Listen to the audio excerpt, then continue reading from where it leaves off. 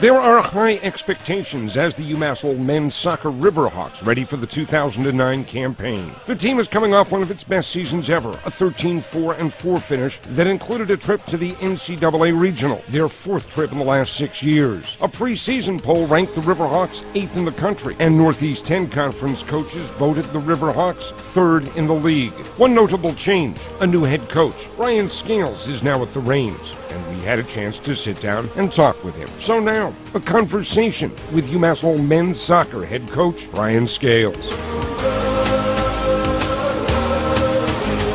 For you, is it still a learning experience? Are you still learning about your team? Are they still learning about you? Yeah, it's a process. So, for us, I think every training session that we have together, the time that we've had together so far has been terrific, but until you get into the heat of battle and start playing games and get into the rhythm of the season, I don't think that you really get to know your team as well as you need to. But so far, we've been going at it for about 2 weeks now. It's been very, very positive. From the standpoint of preparation, did you spend time looking at films trying to learn about this team from whatever we might have compiled about the past? Yeah, Coach Priestley and I, the previous coach, are close and know each other well, and he was able to fill me in on a number of guys. I've seen film.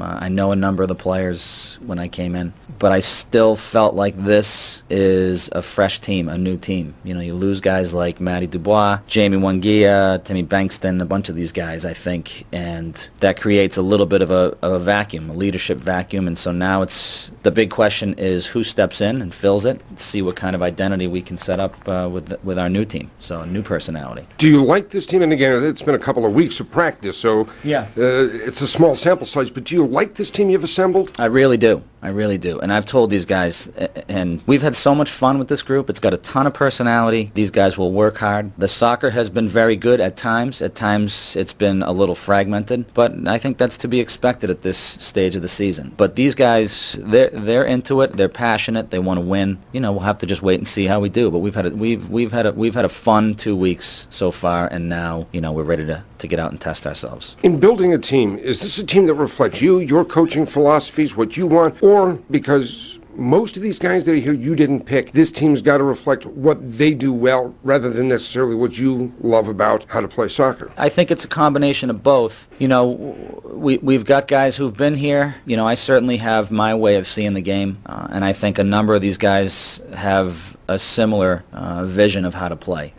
For me, the game has always been about being able to pass and move. We're not a team that's just a kick and run type of team that will just knock it down the field and chase after it. We want to find guys here at UMass Lowell who can compete and who can think and who can make decisions on the field, on the ball, and look to connect with their teammates quickly. And I really do feel, some of the scrimmages we've had, inter-squad games, and we had a scrimmage against Dartmouth last week, we were able to really get those connections going. So, as far as reflecting my personalities, I think it's too early to tell, but all indications are that this is a group that will really get out there and compete and try to connect with the ball. How good a club can this be? How good a team can this be? The big question for me, and I think the rest of the coaching staff, is where we're going to get goals from. We've got some good guys returning, and the personality, the leadership, the chemistry. Like I said before, you lose some pretty good characters off of last year's team, and so now it's a matter of who steps into the void. You don't learn that stuff until you get into the heat of battle, and so we're kind of anxiously awaiting to see how it turns out. Do you feel, though, that you have people capable of stepping into that void? Absolutely. Yeah, absolutely. I think,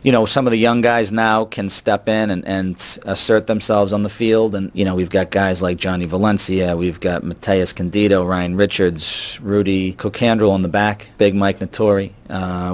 We've got some solid guys who I think have very competitive personalities, are willing to push their teammates every day in training. For me, that's the essence of a team, is the work that you do on the day-to-day basis and trying to get better each day. And those guys, among a few others, are really pushing the group forward. Assess for me strengths and weaknesses of this team. I think as far as our strengths are concerned, I think we're pretty solid up the middle. We're a little inexperienced on the flanks. It'll be determined. Can we get goals out of Stephen Pochner? Can we get goals out of Steve Fitzpatrick? Can we score goals out of the midfield, through Mateus and Johnny Valencia? Those are big questions for us. How do we deal with not being successful in a game, or being frustrated, or missing some chances, and dealing with all those little things that I think with a young team it's hard for them to deal with.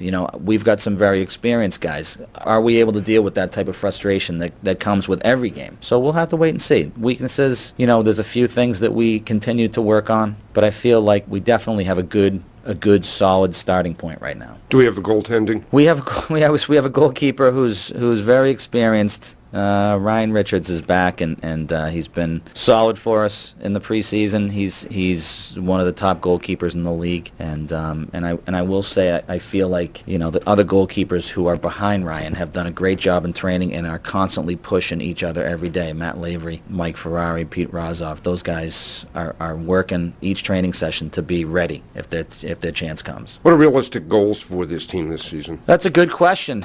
We always want to compete for the championship of the league and get into the national tournament. So, how far this group can go, it will be a matter of, a little bit of luck, injuries, good form towards the end of the season. That will be to be determined. So we'll see. But I think this is a solid group, and now it's just a matter of seeing how they do, in battle. In recent years, we've gone to the NCAA tournament with pretty good regularity. Mm-hmm. What does it take to go the next step, to win the regional, to go to the national championship? I think you need some depth. I think you need some depth coming off the bench, because this league and this region is one of the toughest, if not the toughest, in the country. And so to make your way through this league against the Southern Connecticut, Southern New Hampshire, Pierce, playing teams like Dowling in this region,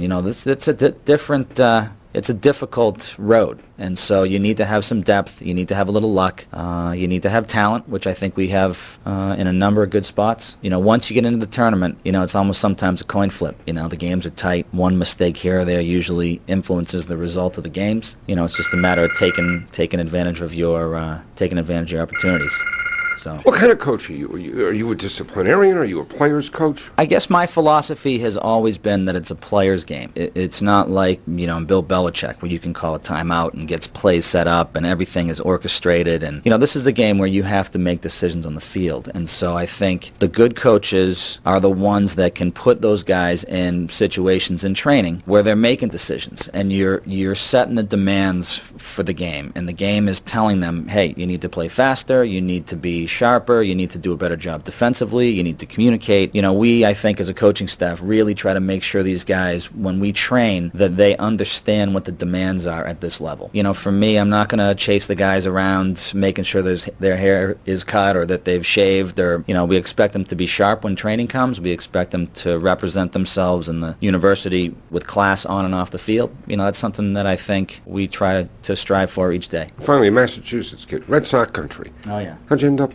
falling in love with soccer? When I was young, we lived in Medway, which is about 15 minutes from Foxborough. So in '78, when the T-Men came in the NASL, I would go to all their games. Really fell in love with it and knew all those guys from the program and watched them, and that was really the start. The NASL, I'm an NASL baby, so it's been fun. All right.